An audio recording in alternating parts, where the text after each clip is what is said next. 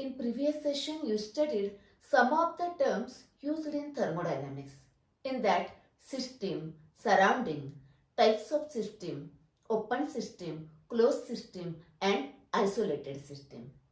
Now, let us see next terms, properties of the system.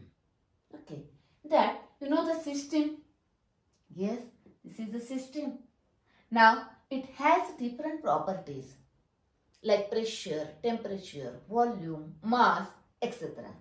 Now, all these properties of the system are classified into two types as extensive properties and intensive properties. Okay. Now, consider what is meant by extensive property. Extensive properties depend on the amount of the matter present in the system. That is, they are depend on the amount. While the intensive properties are independent on the amount of matter present in the system. Remember here, intensive properties are independent on the amount. Okay, I, intensive, independent. Okay. Now consider different examples, that is which properties are extensive and which are intensive. Consider first one, mass. Yes, mass. Let us see here. Chalk, same chalk here. Here less amount is taken, more amount is taken. Okay, here mass is less, mass is more. Mass is more here. It means that the mass depends on the amount of matter, that is mass is a extensive property. Mass is extensive property. Now let us see volume. What happens? For that, see here, I have taken here colored water. Okay, colored water. I am going on adding in this. Now less mass, less amount, less volume. This, as amount increase, volume increase. Okay, or you consider in comparison form. Suppose here the same solution here. Now what happens here? Here the amount is less, volume is less. Amount is more, volume is more. That is, volume depends on the amount of substance. That is, volume is a extensive property. Volume is a extensive property. Volume is extensive. Now consider temperature of the solution. Now solution is same. Here less amount and more amount. Temperature also same. Temperature is independent on the amount. That is, temperature is a intensive property. Now let us see one more term, density. Density of this solution and this solution same. You take this much amount or this much amount, density remains same. That is, density is also independent on the amount. That is, density is also intensive property. That is, density, then temperature are intensive property. Now, I will explain that how density is intensive property. Okay. See here, density is equal to mass upon volume.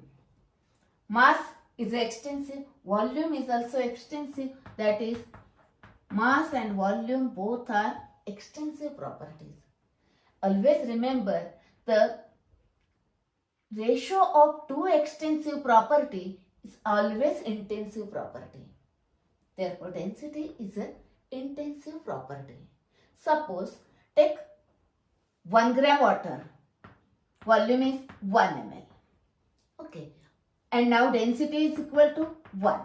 Suppose 1000 gram water. Volume is 1000 ml.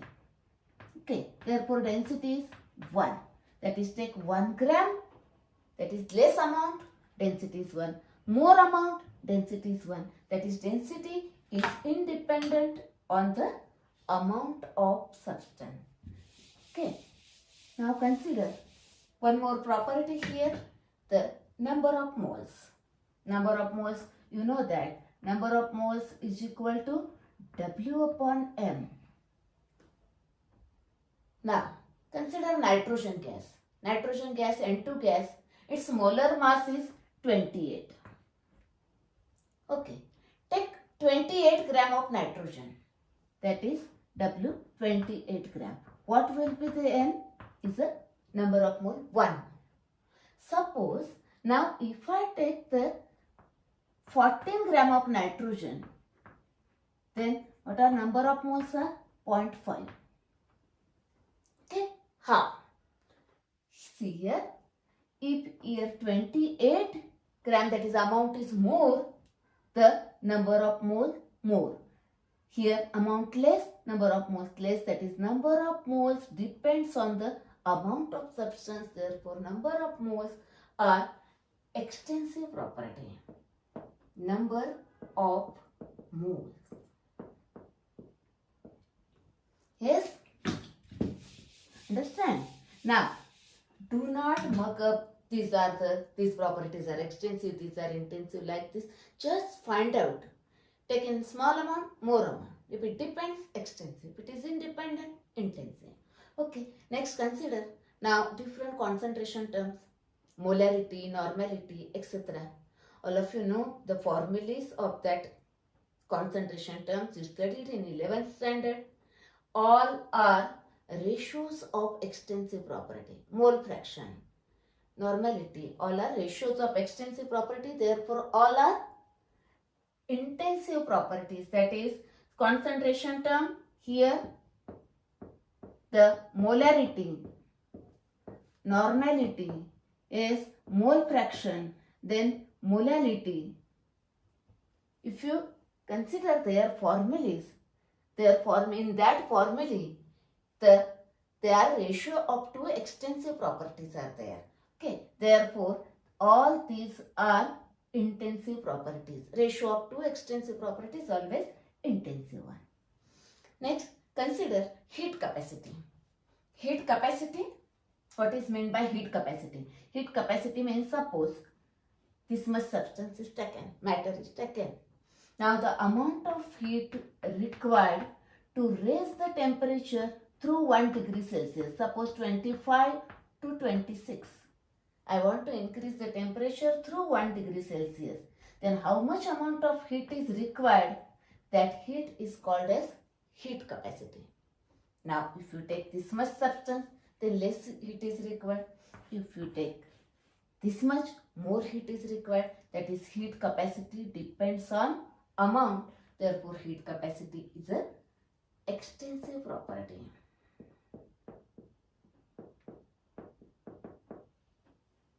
Okay, now molar heat capacity. Now molar heat capacity, that is the amount of heat required to raise the temperature through 1 degree Celsius of 1 mole substance. Okay, it is specified here for 1 mole. Now it remains fixed. Therefore it is a intensive property, molar heat capacity. Remember here, if extensive property is defined for unit mass, then it becomes intensive property. Therefore, similarly, specific heat is also for unit mass. Therefore, it is an intensive property.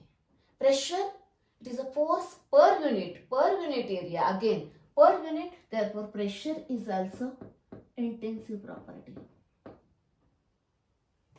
Okay. Now consider melting point, boiling point, freezing point. Consider that. Suppose, consider first melting point. Melting point, suppose if I supplied the 1 gram of benzoic acid and 100 gram of benzoic acid, find out the melting point. Melting point remains same, not depends on the amount. That is, all these melting point, then boiling point, then freezing point, all are independent on the amount, that is intensive properties. Okay. Next, consider some of the properties here. Okay. That actually that properties, we will consider that in the next session, that is in further sessions. Actually, these properties are work, then internal energy, then entropy, then enthalpy, and free energy. It is a Gibbs free energy. All these properties we will consider that later on in further session. All these properties are extensive properties. Okay. Next, consider refractive index. Refractive index, glass. Take small piece of glass or large piece of glass. Refraction remains same. Therefore, refractive index is a independent. Therefore, refractive index is intensive property. Okay. Then viscosity. Oil is viscous. Its viscosity remains same. Takes less amount of oil or more amount of oil. That is, viscosity is also. Then surface tension, independent on the amount, that is surface tension. Okay, that is, these are the intensive properties, these are the extensive properties. Here, remember 2 points. Question may be asked like this: define extensive property, give 2 examples. Similar here. Okay. Or different properties are given. Identify the intensive property, identify extensive property, like this. Or MCQ may be asked which one of the following is not extensive or not intensive, like this. Okay. Remember 2 important points. The ratio of 2 extensive properties is always intensive. And when suppose if extensive property is defined for unit mass, then that is for molar, then it becomes intensive. One more thing, see here, volume. Volume is extensive, but molar volume, again, molar. If for molar, then it becomes intensive. That is, volume is extensive, molar volume is intensive. Molar volume is at STP, at 1 atmospheric pressure, it is a 22.4. And at 1 bar, it is a 22.7. That is fixed. That is a independent on the amount. That is intensive. Okay. Now, one more thing. For competitive exam, remember, extensive properties are additive, while intensive properties are non-additive. Okay. It's about the properties of the system. Now, let us consider next term, the state of a system.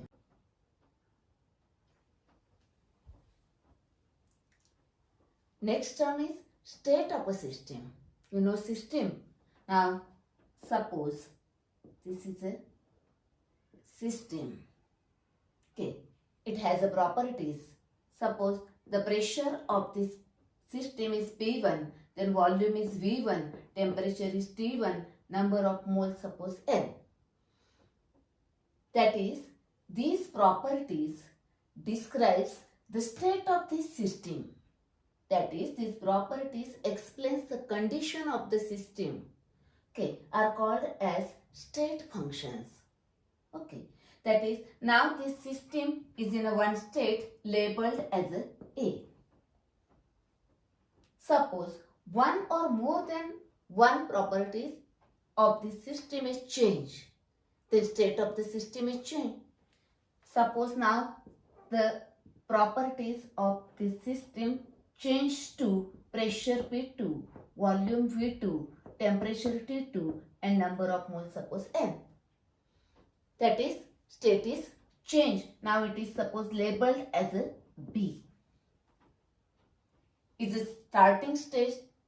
It is a starting state, therefore it is called as initial state. And this is a final, therefore it is a final state.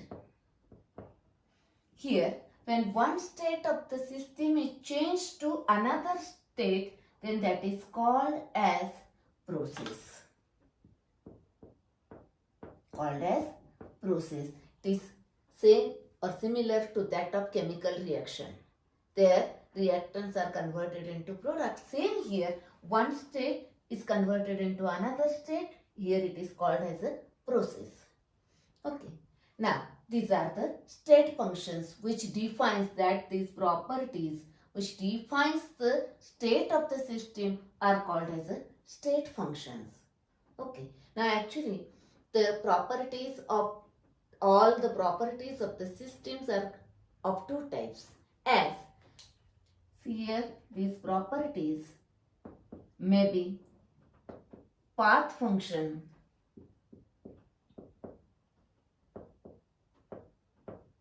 Path function means a function that is a property which depends on the path. Path, that is a process. That is, those functions depends on the path, that is process, how that process is carried out, how that path is followed are called as path functions. Here examples are work, W, and heat is a Q. These two are path function. Now remaining all properties are state functions. Now what is meant by state function? State functions, that is only depends on the initial state and final state, that is on the state of the system, are called as state functions. The examples are pressure, temperature, then volume, then internal energy, etc. Remaining all properties are state functions. Only these two are path functions.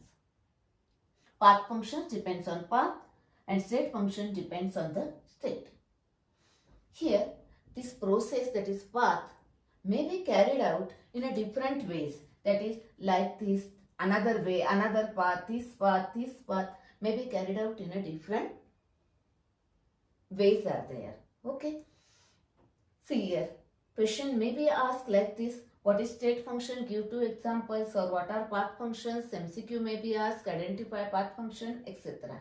Okay, this is about the state of the system and state function and path functions.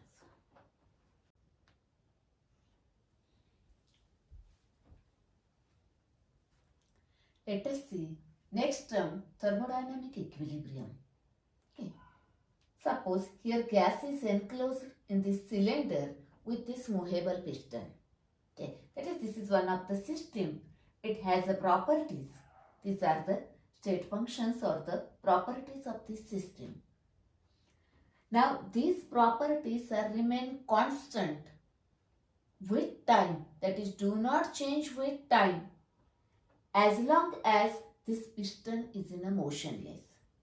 It means that this system is in an equilibrium state, that is in a thermodynamic equilibrium state. Okay. Now suppose if this piston is moved in an upward direction, that is pressure is decreased, that is volume is increased here. See here. It means that process takes place. Here process takes place. Now during this process what happens? Pressure and volumes changes. It means that this is a non-equilibrium state. When process takes place, then there is a non-equilibrium state. Again, now stop the motion of this piston here. Now this system has the properties. These are the values. Again, these properties are remain constant. These properties do not change with time because here piston is in a motionless. Therefore, it is another equilibrium state. It is another thermodynamic equilibrium state. Means, in short, remember like this. See here, when the properties of the system do not change with time, then that system is in a thermodynamic equilibrium. Okay. When properties are changed, that is process takes place, that is non-equilibrium state. Okay. That is actually process is a path between two equilibrium state. One equilibrium state is changed to another equilibrium state. It is a process. Okay. When properties are constant, equilibrium state. When changes, process, that is non-equilibrium state.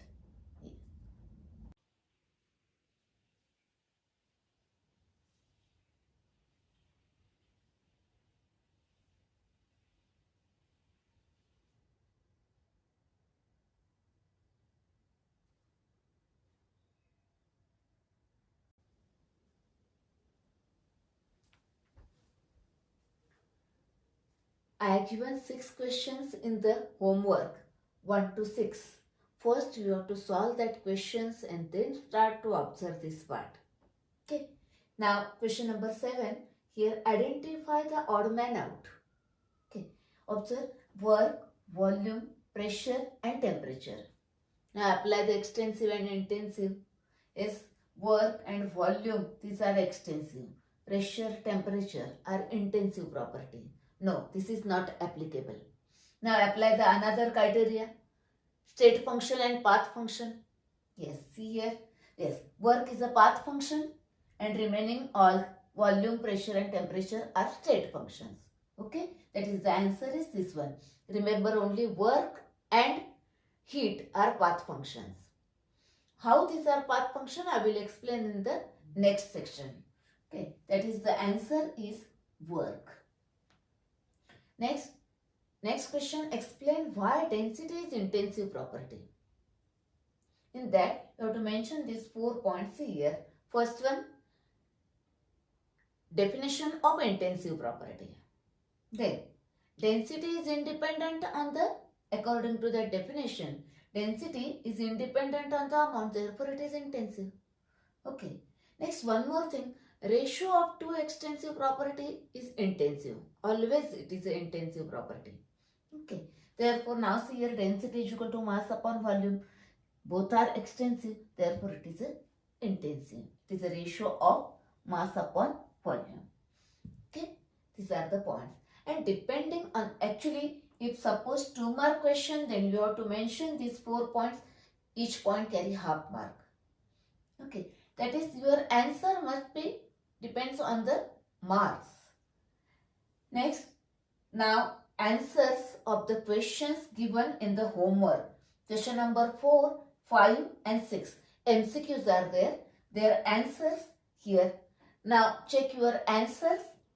I think that are correct. Okay. Now in the next session, we will see the next part of these terms used in thermodynamics, in that process, different types of processes. Okay? Yes.